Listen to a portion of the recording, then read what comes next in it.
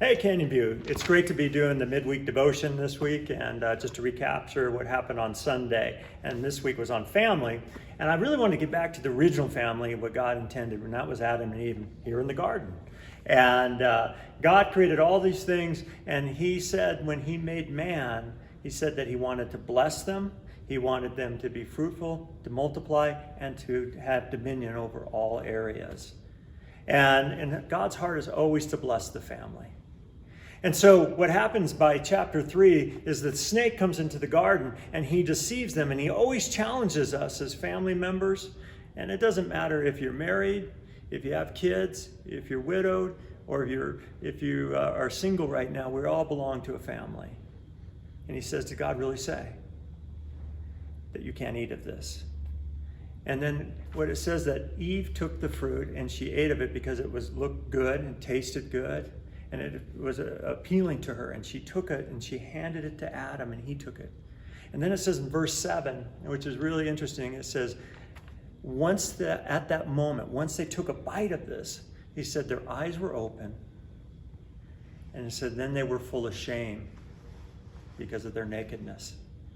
And then they made clothing out of fig leaves. And what I really want to talk is about shame.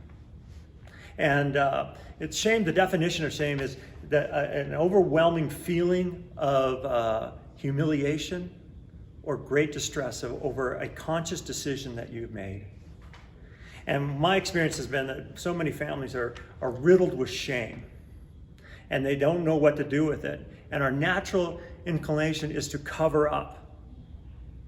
And it's interesting because what God says in Revelation 3, and he's talking to a church, he's talking to the church of Laodicea, that it was rich and had all their act together, but he says that you are naked and poor and wretched, and how much he wants them to buy clothes from them so he can clothe them with his righteousness. It says in Isaiah 61:10, he says, oh, my heart is full of, the prophet says, my heart is full of joy because he clothed me with his righteousness. See, it says in Genesis 3, right after this, God dealt with the serpent. He put the punishment on man and put the punishment on woman. But then it says in verse 27 what God's heart was. He says that he made them a tunic made out of fur. God's heart was a foreshadow of what he was going to do on the cross and what he was going to do for our eternity, is that he wanted to continue to cover his family. And he had to kill an animal for that. And it was a foreshadow. Without the forgiveness, without the shedding of blood, there is no forgiveness of sin. And so, today, what do you do with your shame? It's as simple as this. It says that Abraham, the father of faith, said in Romans 4, chapter 4, it says, the father of faith said, Abraham was righteous because he believed.